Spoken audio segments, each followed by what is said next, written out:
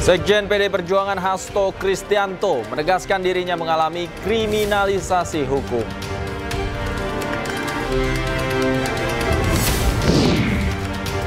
Kantor Kementerian Komunikasi dan Digital digeledah penyidik Kejaksaan Negeri Jakarta Pusat.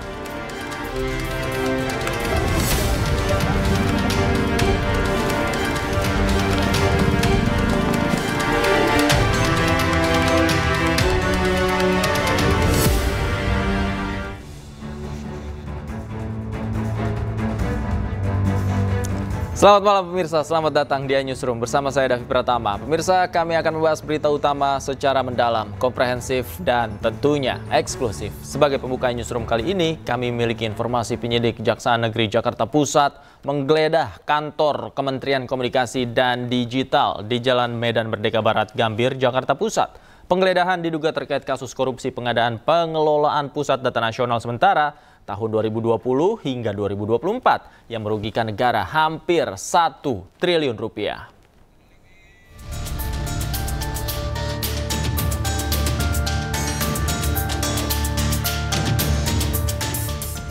Kantor Kementerian Komunikasi dan Informatika yang kini menjadi Kementerian Komunikasi dan Digital Komdigi Kamis siang digeledah penyidik Kejaksaan Negeri Jakarta Pusat. Penggeledahan diduga terkait kasus tindak pidana korupsi penggadaian barang dan jasa, pengadaan pengelolaan Pusat Data Nasional Sementara atau PDNS pada Kementerian Kominfo tahun 2020 hingga 2024. Total anggaran pengadaan PDNS mencapai 958 miliar lebih.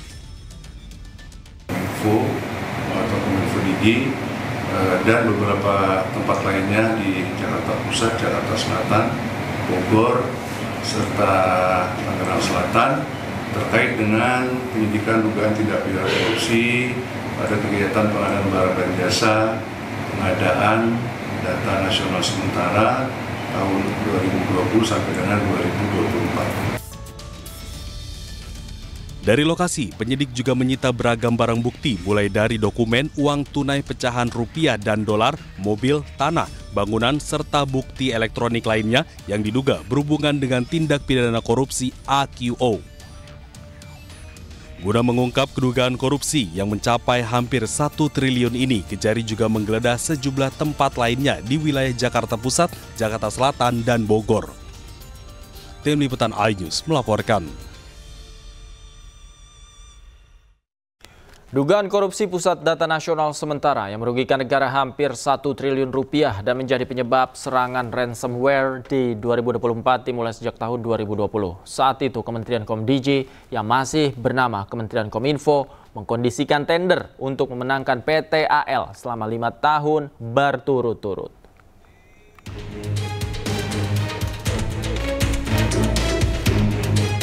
Kejaksaan Negeri Jakarta Pusat mencatat korupsi diduga mulai pada tahun 2020.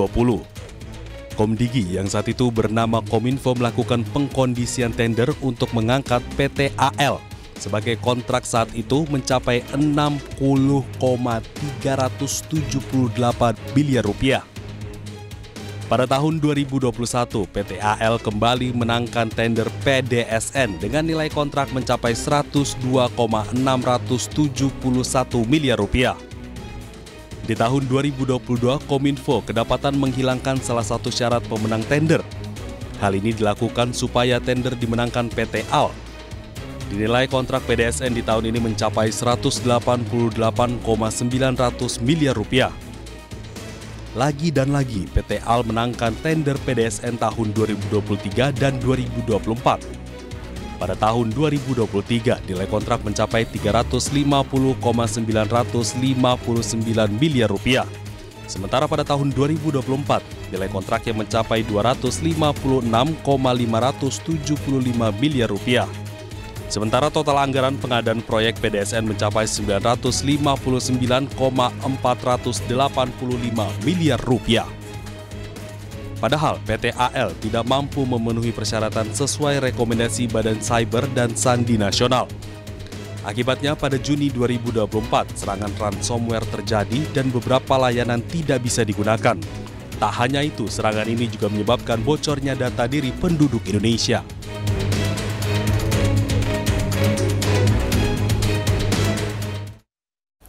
Sementara itu, pemirsa, sidang perdana kasus perkara Harun Masiku dengan terdakwa Hasto Kristianto digelar hari ini di Pengadilan Tipikor Jakarta. Agenda sidang perdana adalah pembacaan surat dakwaan jaksa penuntut umum.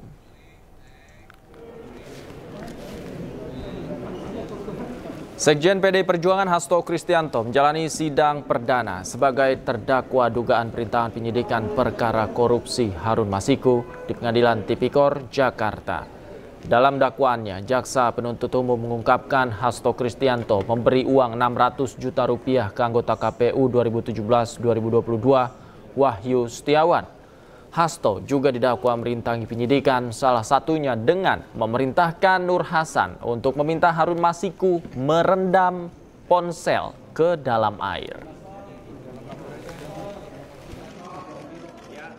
Terdakwa bersama-sama Doni Tri Istiqomah, Saiful Bahri dan Harun Masiku telah memberi uang sejumlah $57.350 Singapura atau setara 600 juta rupiah kepada pegawai negeri atau penyelenggara negara, yaitu kepada Wahyu Setiawan selaku anggota Komisi Pemilihan Umum Republik Indonesia periode tahun 2017-2022 yang diangkat berdasarkan keputusan Presiden Republik Indonesia nomor 43/P tahun 2017 tanggal 10 April 2017 tentang pemberhentian dan pengangkatan anggota Komisi Pemilihan Umum yang memiliki wewenang secara kolektif kolegial, antara lain melakukan pengambilan keputusan terkait tahapan-tahapan pemilu dan menerbitkan keputusan KPU terkait hasil pemilu bersama-sama Agustiani Tio Pridelina, dengan maksud supaya pegawai negeri atau penyelenggara negara tersebut berbuat atau tidak berbuat sesuatu dalam jabatannya yang bertentangan dengan kewajibannya, yaitu uang tersebut diberikan dengan maksud supaya Wahyu Setiawan mengupayakan agar KPU RI menyetujui permohonan pergantian antar waktu atau PAW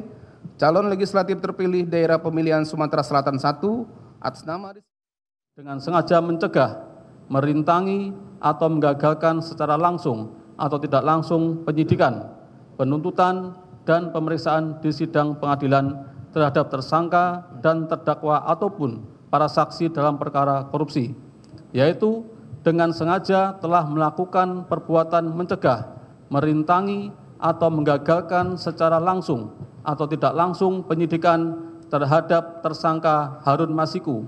Kemudian terdakwa melalui Nur Hasan memberikan perintah kepada Harun Masiku agar merendam telepon genggam miliknya ke dalam air dan memerintahkan Harun Masiku untuk menunggu atau standby di kantor DPP PDI Perjuangan dengan tujuan agar keberadaannya tidak bisa diketahui oleh petugas KPK. Pada sekitar pukul 18.35 WIB, bertempat di sekitar Hotel Sofyan, Cut Mutia, Jakarta, Harun Masiku bertemu dengan Nur Hasan, menindaklanjuti perintah terdakwa, dan atas bantuan Nur Hasan pada jam 18.52 WIB, telepon genggam milik Harun Masiku tidak aktif dan tidak terlacak. Selanjutnya, petugas KPK memantau keberadaan Harun Masiku melalui update posisi telepon genggam milik Harun Hasan yang terpantau pada jam 20.00 WIB bersama dengan Harun Masiku berada di Perguruan Tinggi Ilmu Kepolisian atau PTIK. Dan pada saat bersamaan, Kusnadi selaku orang kepercayaan terdakwa juga terpantau berada di PTIK. Kemudian petugas KPK mendatangi PTIK namun tidak berhasil menemukan Harun Masiku. Kuasa hukum Hasto Kristianto, Febri Diansah, membantah dakwaan yang menyudutkan Hasto. Mereka menduga ada upaya sedemikian rupa mengubah dakwaan untuk menjerat Hasto Kristianto. Mungkin KPK yang sama, lembaga yang sama membuat dua dakwaan dengan fakta uraian yang bertolak belakang. Apakah sedemikian rupa mengubah dakwaan hanya untuk menjerat Hasto Kristianto? Tentu itu yang menjadi pertanyaan kami. Karena ini kan satu perkara secara keseluruhan. Selain itu tentu saja banyak perbandingan dengan putusan yang sudah berkekuatan hukum tetap yang juga kami catat tadi. Contoh paling sederhana adalah ketika ada uraian dakwaan yang seolah-olah Pak Hasto memerintahkan Nur Hasan untuk menghubungi Harun Masiku untuk menenggelamkan handphone. Di fakta persidangan dan di keterangan Nur Hasan sendiri, tidak ada Pak Hasto memerintahkan hal tersebut. Justru di persidangan sebelumnya muncul yang datang adalah orang-orang berbadan tegap. Jadi bukan Pak Hasto yang menghubungi ataupun yang datang. Fakta ini sangat bertolak belakang. Karena itulah ini yang menjadi catatan kami juga, apa sebenarnya maksud di balik dakwaan itu sehingga sedemikian rupa memutarbalikkan fakta hukum yang sudah muncul di proses persidangan. Sementara itu, pemirsa, Sekjen PD Perjuangan Hasto Kristianto menegaskan dirinya mengalami kriminalisasi hukum. Hasto meyakini kasusnya didaur ulang untuk kepentingan politik tertentu. Dia punya hak untuk bicara. Tidak ada yang bisa bungkam. Dia punya hak untuk bicara. Pak, suaranya Pak. Oke, siap. Ya, gimana Pak Hasto? Oke, Pak, siap. Baik, terima kasih teman-teman pers dan seluruh masyarakat Indonesia atas perhatian yang diberikan di dalam persidangan ini. Saya telah mendengarkan dengan seksama, dengan cermat seluruh surat dakwaan yang tadi dibacakan oleh penuntut umum, dan dari situlah saya semakin meyakini bahwa ini adalah kriminalisasi hukum. Kriminalisasi! Bahwa ini adalah pengungkapan suatu pokok perkara yang sudah inkrah, yang didaur ulang karena kepentingan politik di luarnya. Karena itulah saya mengikuti seluruh proses hukum ini dengan sebaik-baiknya. Karena kami percaya bahwa keadilan akan ditegakkan. Dan untuk itulah Republik Indonesia ini dibangun dengan pengorbanan jiwa dan raga yang luar biasa dari para pahlawan bangsa, rakyat yang tidak berdosa, yang menyerahkan nyawanya, semuanya demi untuk membangun suatu negara hukum. Tanpa adanya supremasi hukum, tanpa adanya suatu keadilan, dan ketika suatu proses hukum yang sudah inkrah bisa didaur ulang kembali, maka kita, Republik ini tidak akan berdiri kokoh. Jangankan untuk membangun, menghadirkan investor, ketika tidak ada supremasi hukum, semuanya akan menjadi sia-sia. Semoga ini menjadi suatu pelajaran yang terbaik, bahwa cita-cita menegakkan hukum yang berkeadilan adalah cita-cita seluruh anak bangsa kita. Terima kasih. Satyam Eva. Sebelumnya, KPK menetapkan Sekjen PD Perjuangan Hasto Kristianto sebagai tersangka. Hasto diduga terlibat penyuapan dan merintangi penyidikan kasus Harun Masiku.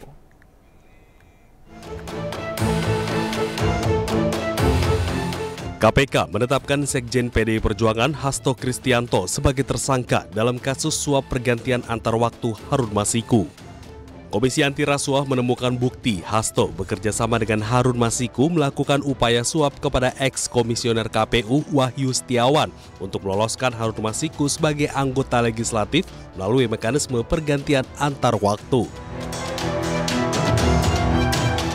KPK juga menemukan bukti lain saat Hasto berupaya merintangi penyidikan dengan meminta pegawainya menelpon Harun Masiku saat operasi tangkap tangan KPK pada Januari 2020 silam. Usai ditetapkan sebagai tersangka, Hasto mengajukan gugatan pra-peradilan ke Pengadilan Negeri Jakarta Selatan. Meski gugatan tersebut telah masuk, Komisi Pemberantasan Korupsi resmi menahan Hasto Kristianto pada 20 Februari 2025 usai diperiksa selama kurang lebih 7 jam.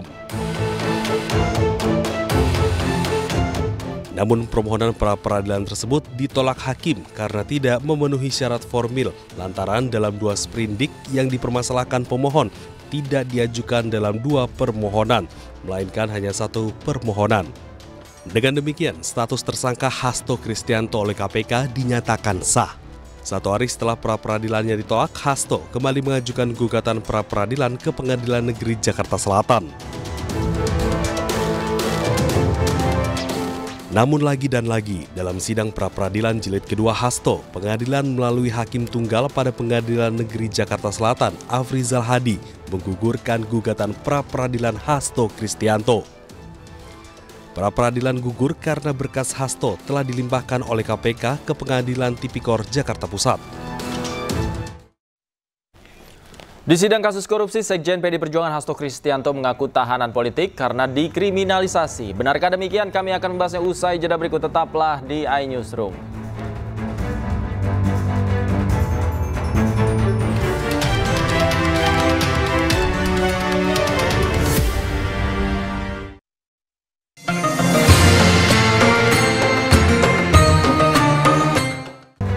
Selamat malam pemirsa, selamat datang di iNewsroom bersama saya Davi Pratama. Pemirsa, kami akan membahas berita utama secara mendalam, komprehensif, dan tentunya eksklusif. Sebagai pembuka iNewsroom kali ini, kami memiliki informasi penyidik Kejaksaan Negeri Jakarta Pusat menggeledah kantor Kementerian Komunikasi dan Digital di Jalan Medan Merdeka Barat, Gambir, Jakarta Pusat. Penggeledahan diduga terkait kasus korupsi pengadaan pengelolaan Pusat Data Nasional Sementara tahun 2020 hingga 2024 yang merugikan negara hampir 1 triliun rupiah.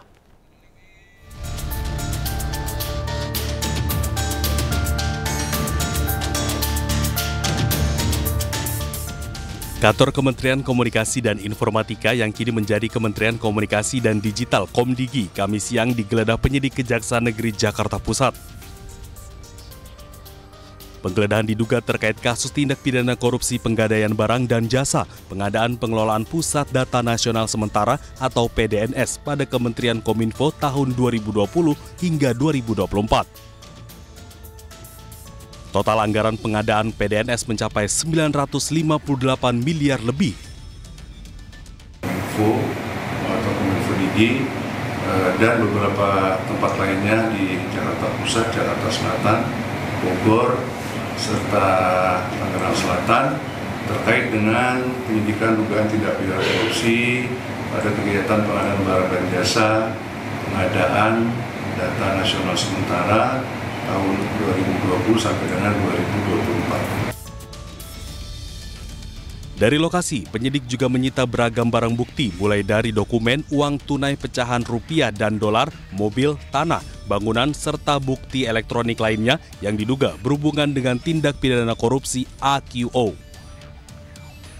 Guna mengungkap kedugaan korupsi yang mencapai hampir 1 triliun ini, Kejari juga menggeledah sejumlah tempat lainnya di wilayah Jakarta Pusat, Jakarta Selatan, dan Bogor. Tim Liputan iNews melaporkan. Dugaan korupsi Pusat Data Nasional Sementara yang merugikan negara hampir 1 triliun rupiah dan menjadi penyebab serangan ransomware di 2024 dimulai sejak tahun 2020.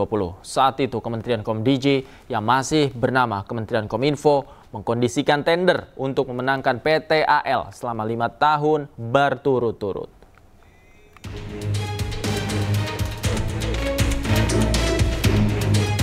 Kejaksaan Negeri Jakarta Pusat mencatat korupsi diduga mulai pada tahun 2020. Komdigi yang saat itu bernama Kominfo melakukan pengkondisian tender untuk mengangkat PTAL sebagai kontrak saat itu mencapai 60,378 miliar rupiah. Pada tahun 2021, PTAL kembali menangkan tender PDSN dengan nilai kontrak mencapai 102,671 miliar rupiah. Di tahun 2022, Kominfo kedapatan menghilangkan salah satu syarat pemenang tender.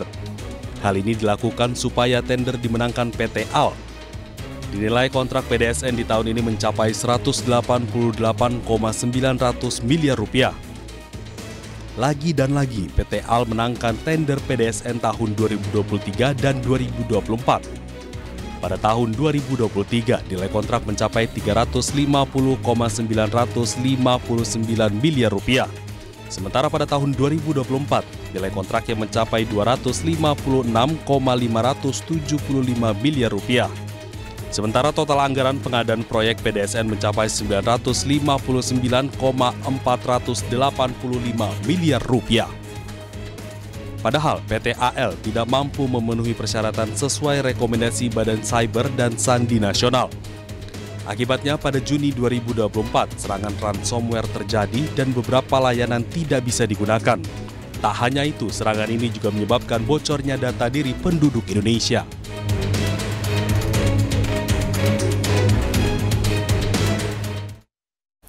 Sementara itu, pemirsa, sidang perdana kasus perkara Harun Masiku dengan terdakwa Hasto Kristianto digelar hari ini di Pengadilan Tipikor Jakarta. Agenda sidang perdana adalah pembacaan surat dakwaan jaksa penuntut umum.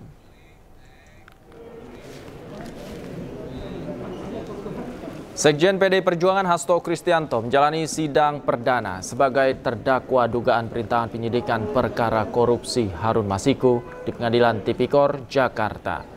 Dalam dakwaannya, jaksa penuntut umum mengungkapkan Hasto Kristianto memberi uang 600 juta rupiah ke anggota KPU 2017-2022 Wahyu Setiawan. Hasto juga didakwa merintangi penyidikan, salah satunya dengan memerintahkan Nur Hasan untuk meminta Harun Masiku merendam ponsel ke dalam air. Terdakwa bersama-sama Doni Tri Istiqomah, Saiful Bahri dan Harun Masiku telah memberi uang sejumlah $57.350 Singapura atau setara 600 juta rupiah kepada pegawai negeri atau penyelenggara negara, yaitu kepada Wahyu Setiawan selaku anggota Komisi Pemilihan Umum Republik Indonesia periode tahun 2017-2022 yang diangkat berdasarkan keputusan Presiden Republik Indonesia nomor 43/P tahun 2017 tanggal 10 April 2017 tentang pemberhentian dan pengangkatan anggota Komisi Pemilihan Umum yang memiliki wewenang secara kolektif kolegial, antara lain melakukan pengambilan keputusan terkait tahapan-tahapan pemilu dan menerbitkan keputusan KPU terkait hasil pemilu bersama-sama Agustiani Tio Pridelina, dengan maksud supaya pegawai negeri atau penyelenggara negara tersebut berbuat atau tidak berbuat sesuatu dalam jabatannya yang bertentangan dengan kewajibannya, yaitu uang tersebut diberikan dengan maksud supaya Wahyu Setiawan mengupayakan agar KPU RI menyetujui permohonan pergantian antar waktu atau PAW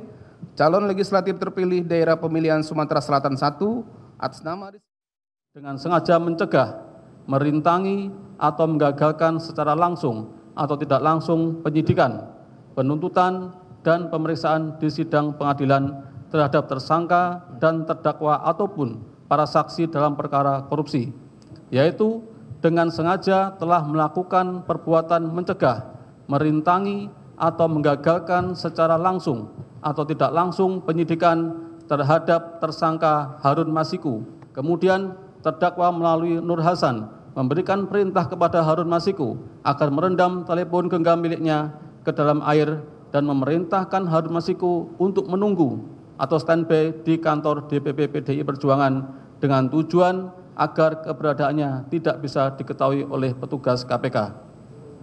Pada sekitar pukul 18.35 WIB, bertempat di sekitar Hotel Sofian, Cut Mutia, Jakarta, Harun Masiku bertemu dengan Nur Hasan, menindaklanjuti perintah terdakwa, dan atas bantuan Nur Hasan pada jam 18.52 WIB, telepon genggam milik Harun Masiku tidak aktif dan tidak terlacak. Selanjutnya, petugas KPK memantau keberadaan Harun Masiku melalui update posisi telepon genggam milik Harun Hasan yang terpantau pada jam 20.00 WIB bersama dengan Harun Masiku berada di Perguruan Tinggi Ilmu Kepolisian atau PTIK.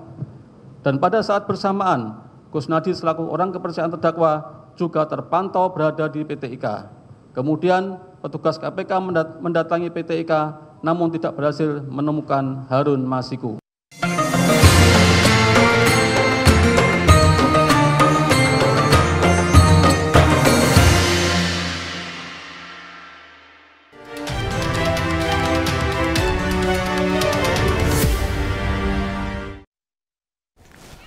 Pemirsa, sidang perdana kasus perkara Harun Masiku dengan terdakwa Hasto Kristianto digelar hari ini di Pengadilan Tipikor Jakarta. Agenda sidang perdana adalah pembacaan surat dakwaan jaksa penuntut umum.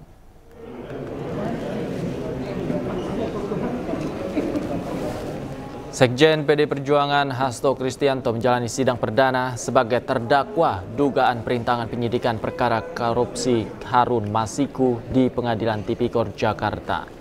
Dalam dakwaannya, jaksa penuntut umum mengungkapkan Hasto Kristianto memberi uang 600 juta rupiah ke anggota KPU 2017-2022 Wahyu Setiawan. Hasto juga didakwa merintangi penyidikan, salah satunya dengan memerintahkan Nur Hasan untuk meminta Harun Masiku merendam ponsel ke dalam air.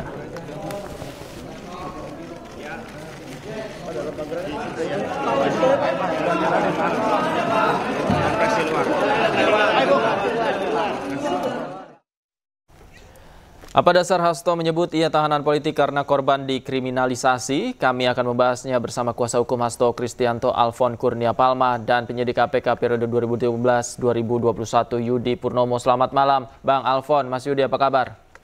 Malam. Halo, selamat malam. Selamat malam. Saya ke Bang Alfon terlebih dahulu. Bang Alfon, apa yang menjadi latar belakang ketika Mas Hasto tadi mengatakan dia adalah korban kriminalisasi? Baik, terima kasih. Pertama-tama begini ya. Memang sedari awal bahwa ini banyak indikasi-indikasi bahwa terjadinya langkah-langkah politik ya, sehingga langkah-langkah tersebut menjadi suatu indikasi patut diduga adanya suatu tindakan-tindakan politik sehingga adanya pemidanaan yang dipaksakan begitu.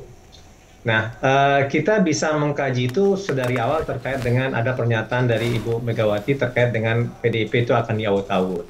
Kemudian setelah itu ada spanduk-spanduk, dan kemudian setelah itu ada utusan yang disinyalir itu meminta dari Pak Hasto Kristianto untuk mundur dari Sekjen PDIP, dan kemudian setelah itu karena ada pemecatan dari kader-kader PDIP, Pak Hasto itu ditersangkakan.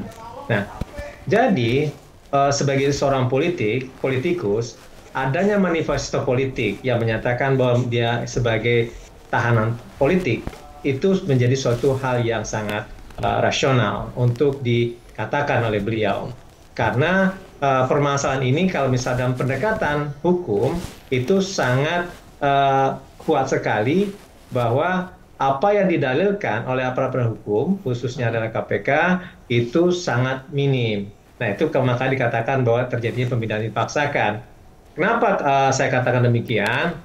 Sebagaimana dakwaan yang telah dibacakan tadi pagi, itu kan setidaknya ada dua hal ya yang disangkakan. Pertama itu adalah obstruction of justice yang mempergunakan pasal 21 yang berasal dari pasal 221 Undang-Undang KUHP ya, dan kemudian juga terkait dengan permasalahan suap. Nah, di sini sebenarnya di dalam konteks OJ dikatakan bahwa adanya perintah untuk menenggelamkan handphone itu sebenarnya harus ditemukan pertama-tama itu adalah dua orang yang menyuruh merendam itu, gitu. Kan dikatakan bahwa ada dua orang kekar kan. Nah, orang itulah yang harus ditemukan terlebih dahulu sehingga itu bisa tersambungkan. Nah, ketika isi sudah ditemukan, artinya memang adanya koneksi, ada keterhubungan, ada juga pembuktian memang betul ini diperintahkan oleh si A, gitu. Tetapi kan ini tidak ditemukan, tetapi langsung disimpulkan bahwa yang menyuruh itu adalah Pak Hasto Kristianto. Nah, ini menurut kami menjadi suatu hal yang sangat sumir gitu. Artinya misal contohnya gini, saya tuduh Mas Yudi gitu kan. Nah, kalau saya tuduh Mas Yudi gitu kan, saya harus harus menemukan dulu gitu kan apa yang dasar saya untuk menuduh Mas Yudi gitu. Misalnya Mas gitu kan yang mengatakan itu. Nah, harusnya Mas dulu yang dicari dan kemudian memastikan bahwa betul saya menuduh Mas Yudi gitu. Nah, ini kan terputus. Nah, ini menurut kami menjadi suatu hal yang sangat ganjil gitu ya. Nah, kemudian yang kedua terkait dengan larung tadi itu. Sebenarnya larung itu tidak ada handphone yang ditenggelamkan kecuali ada pakaian gitu ya. Dan kemudian pakaian tersebut handphone tersebut itu ada di KPK sudah disita gitu. Di dalam pun juga tidak ada apa-apa informasinya, dan kemudian perlu dicatat bahwa dalam pengambilan handphone tersebut bukan dalam tahap penyidikan. Gitu. Kalau tertangkap tangan itu bukanlah tertangkap tangan, itu juga bukan dalam kondisi yang terdesak, yang tidak memerlukan izin dari pengadilan atau dari dewas. Itu pertama. Gitu. Dan kemudian yang kedua terkait dengan suap, nah itu yang dikatakan bahwa ini terjadinya duplikasi dan kemudian tambal sulam, sehingga dikatakan bahwa di situ ada peranan, padahal berdasarkan putusan sudah ingkrah 18 dan 28 itu tidak pernah menyatakan bahwa ada dugaan keterlibatan dari klien kami. Nah, itulah makanya dikatakan bahwa ini merupakan pemindahan dipaksakan, dan kemudian dari kronologis peristiwa tadi itu memang berdimensi politik jika dibandingkan dengan peristiwa-peristiwa hukum. Nah, itu maka sangat wajar apabila dikatakan bahwa beliau mengeluarkan manifesto bahwa dia adalah tahanan politik. Itu kira-kira, Mas. Oke, baik. Saya ke Mas Yudi. Mas Yudi, kalau dari ceritanya Bang Alfon kan tadi dalam kronologi dan konstruksi hukumnya ada missing story begitu ya, ada yang tidak ditemukan, kemudian juga ada yang terputus hubungannya, relasinya dengan Mas Hasto. Nah, apakah kemudian di persidangan ini penyidik dalam hal ini KPK ini memiliki bukti yang kuat dalam hal ini? Ya, jadi ya pertama tentu kita harus klarifikasi ya, Pak Hasto secara faktual kan bukan tahanan politik ya, tapi tahanan kasus korupsi dan obstruction of justice gitu ya. Jadi ketika kemudian itu dinarasikan tahanan politik ya, saya pikir kan itu adalah salah satu jenis pembelaan ya. Kemudian yang kedua bahwa ketika terkait dengan dakwaan, saya selalu berulang menyampaikan bahwa ketika kemudian jaksa penuntut umum KPK membuat dakwaan, pasti akan selalu ada dasarnya. Ya, dasarnya itu ada di keterangan saksi, ya, ataupun alat-alat bukti lainnya, termasuk dari barang bukti ataupun dokumen. Pasti mereka menaruh ya suatu kalimat ya di dalam dakwaan, itu pasti ada dasarnya. Itu yang pertama. Kemudian yang kedua, kalau misalnya ini adalah politisasi, ini nggak akan mungkin sampai ke pengadilan gitu ya. Nah, kemudian ketika tadi misalnya Bang Alfon menemukan ya adanya misalnya daur ulang dan lain sebagainya, atau missing link gitu kan, ada yang nggak nyambung, ada saksi yang diperiksa. Nah, justru di pengadilan tindak pidana korupsi ini kan terbuka semua, ya kan? Apa-apa yang disampaikan tadi kan bisa diuji. Pasti kan saksi-saksi akan dipanggil, ya, dan kemudian akan diberikan kesempatan kepada pihak penasihat hukum untuk kemudian bertanya kepada saksi tersebut. Dan ada kutip, ya dikuliti lah, seperti itu. Bahkan hakim pun juga bisa menanyakan. Jadi saya pikir kalau misalnya ini adalah politisasi, ini akan cukup saja sampai di penyidikan. Ini akan digantung gitu kan, perkaranya sampai bertahun-tahun seperti itu. Yang penting statusnya ada tersangka. Tapi kemudian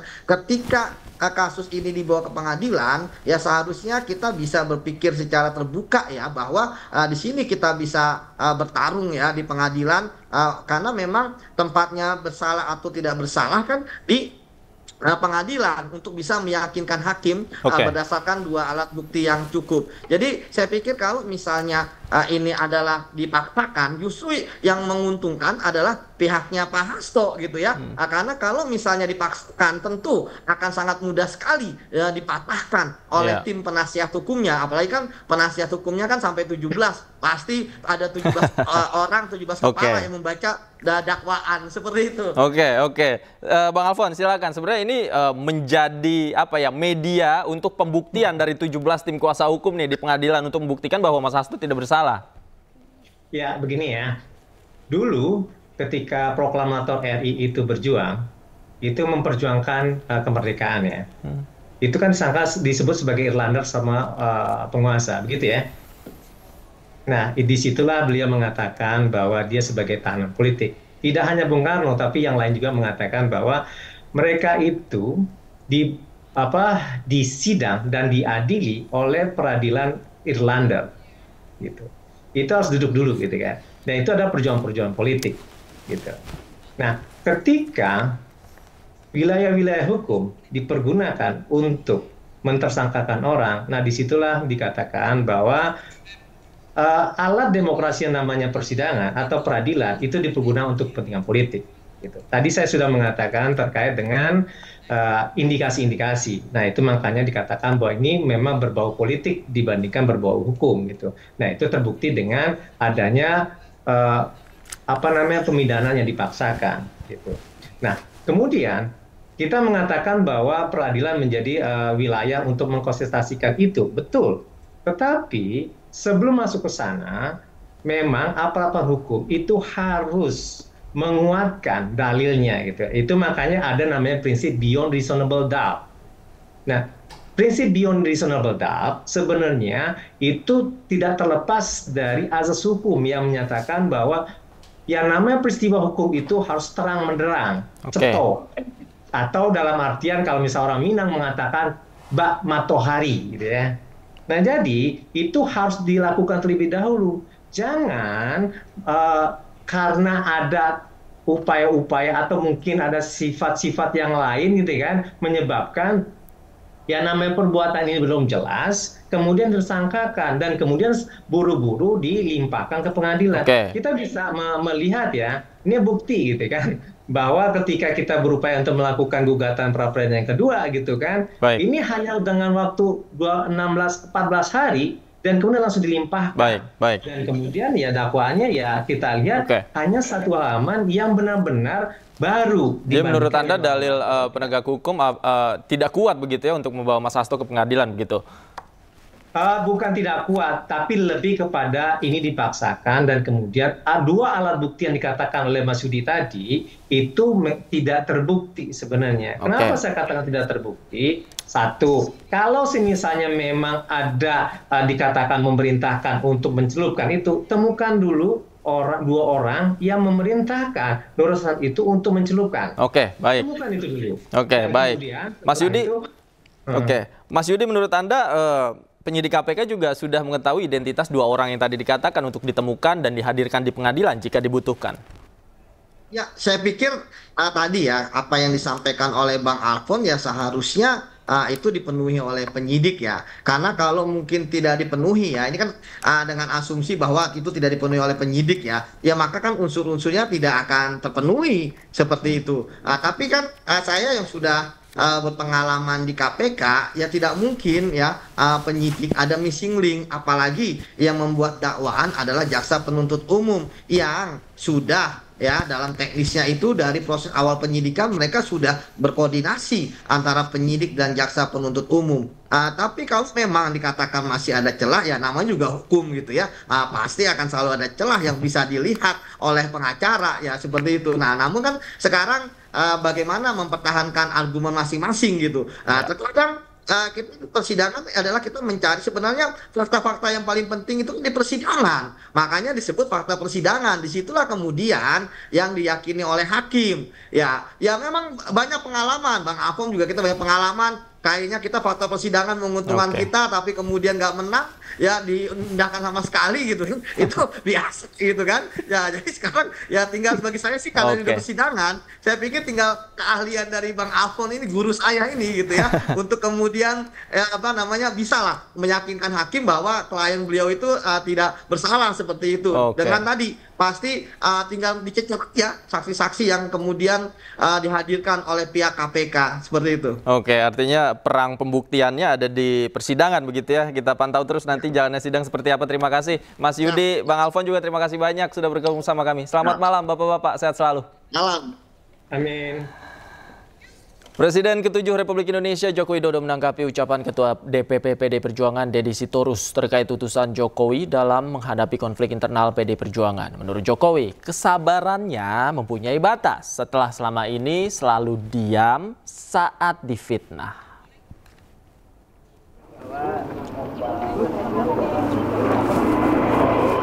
Jokowi menegaskan tidak ada utusan dari dirinya yang dikirim ke PDI Perjuangan. Pernyataan ini menjawab ucapan Ketua DPP PDI Perjuangan Deddy Sitorus yang menyebut Jokowi memerintahkan utusannya dan meminta Sekjen PDIP Hasto Kristianto untuk mundur. Selain itu, utusan tersebut juga melarang PDI Perjuangan memecat Jokowi sebagai kader. Jokowi pun meminta agar identitas sosok itu diungkap sehingga tidak menjadi fitnah. Pak Jokowi mungkin tahu. Ya disebutkan siapa gitu loh biar jelas. Nggak ada. Ya apa? Anunya apa? Pak Jokowi mungkin tahu kepentingannya apa saya mengutus untuk itu, kepentingannya apa coba logikanya. Jadi tidak ada. Saya itu udah diem loh ya. Difitnah saya diem, dicela saya diem, dijelekan saya diem, dimaki-maki saya diem. Saya ngalah terus loh, tapi ada batasnya. Saat sidak minyak kita di Pasar Kramat Jati, DPR temukan satu merek minyak lain yang tidak sesuai takaran. iNewsroom segera kembali.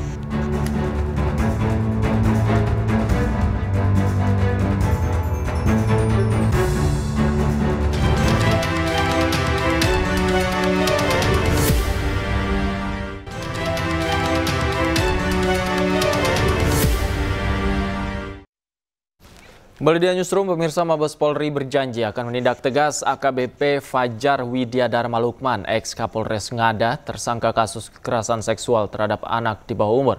Polri menegaskan akan menegakkan hukum tanpa pandang bulu dan transparan. Inilah AKBP Fajar Widyadharma Lukman yang sebelumnya menjabat sebagai Kapolres Ngada dan sekarang dinyatakan sebagai tersangka kekerasan seksual. Tersangka dihadirkan di Mabes Polri dan akan segera menjalani sidang etik dan pidana. Yang memprihatinkan, tersangka diduga melakukan pelecehan seksual ke 4 orang korban, di mana 3 diantaranya masih di bawah umur berusia 6 tahun, 13 tahun, dan 16 tahun. Sementara 1 korban lain berusia 20 tahun. Selain diduga melakukan pelecehan seksual dengan korban anak, tersangka diduga menggunakan narkoba dan merekam serta menyebarkan kegiatan asusilanya tersebut. Polisi telah melakukan pemeriksaan terhadap 16 orang saksi dari peristiwa ini. Kita bisa mulai secara substansinya ya. Saya menyampaikan hasil dari penyelidikan pemeriksaan melalui kode etik dari Watprof, ditemukan fakta bahwa FLS telah melakukan pelecehan seksual dengan anak di bawah umur sebanyak 3 orang dan 1 orang usia dewasa. Antara lain, saya akan menyebutkan anak 1, anak 2, dan anak 3. Ya. Anak 1 usia 6 tahun, anak 2 usia 13 tahun, anak 3 usia 16 tahun, dan orang dewasa dengan inisial SHDR usia 20 tahun. Sehingga ini bisa diketahui pada konteks sebagai anak dan orang dewasanya. Kemudian tanggal 24 Februari 2025 ini sudah dilakukan penanganan perkaranya oleh Divpropam dan telah ditempatkan secara penempatan khusus. Nanti akan dijelaskan sejak kapan sampai dengan kapan oleh Karwatprof, dan langkah-langkah yang telah dilakukan yaitu pemeriksaan korban dan saksi-saksi. Saksi yang sudah dilakukan pemeriksaan sebanyak 16 orang. Kita ke informasi lain, pemirsa. DPR sidak minyak kita yang tidak sesuai takaran di Pasar Keramat Jati, Jakarta Timur. Dari sidak ditemukan 1 merek minyak yang tidak sesuai takaran 1 liter, bahkan tidak tertulis tanggal kadaluarsanya. Ini berapa? 11.000, 11.000. Ada dia bukan minyak kita. Ini premium ya, jatuhnya. Nggak nyampe 800. Tapi ini bukan minyak kita, Pak.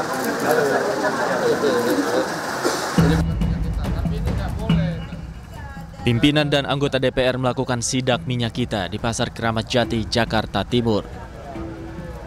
Hasilnya ditemukan minyak merek lain yang hasil takarannya kurang dari 1 liter.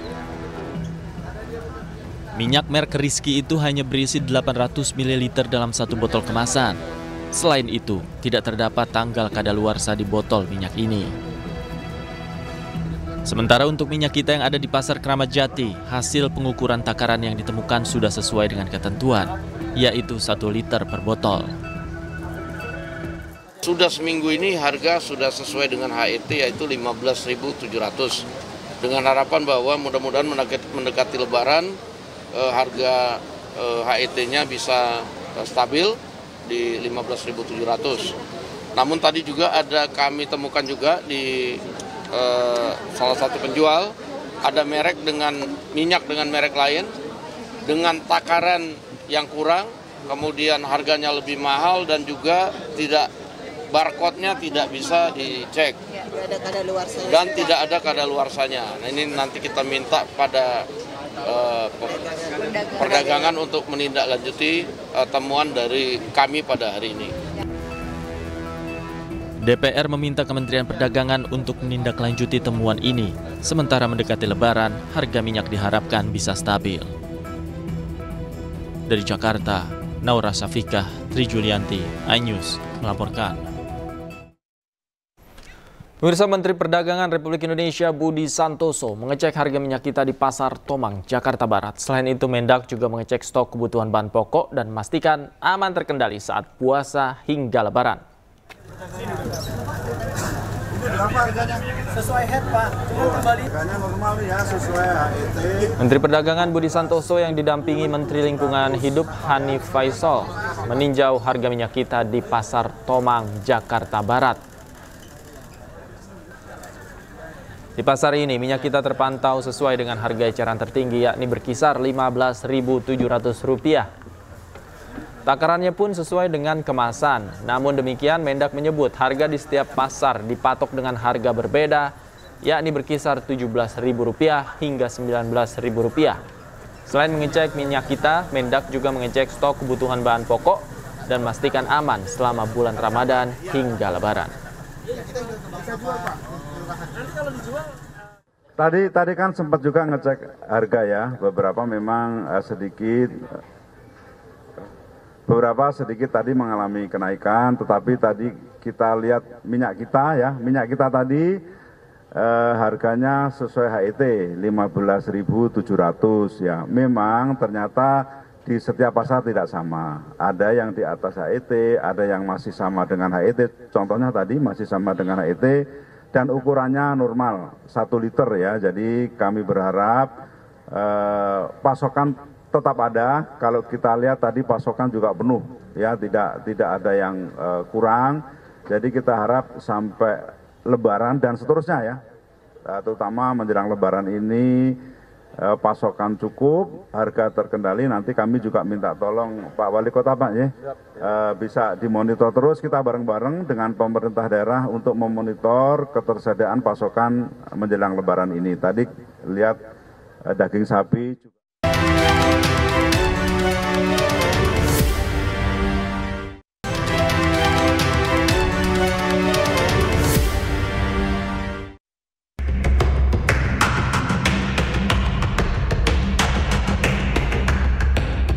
Petugas gabungan menggelar pemeriksaan kelaikan kendaraan terhadap kendaraan di PO Bus Sahabat Kabupaten Bandung, Jawa Barat. Tes urin juga dilakukan pada sopir bus yang akan bertugas di masa mudik Idul Fitri 2025. Satu persatu bus pariwisata dan kendaraan pengangkut pemudik lainnya diperiksa petugas kepolisian narkoba Polresta Bandung. Selain memeriksa kelengkapan administrasi kendaraan, petugas dari Dinas Perhubungan juga melakukan tes fisik kendaraan, mulai dari pemeriksaan fungsi rem, lampu, klakson, hingga jumlah kursi dalam bus.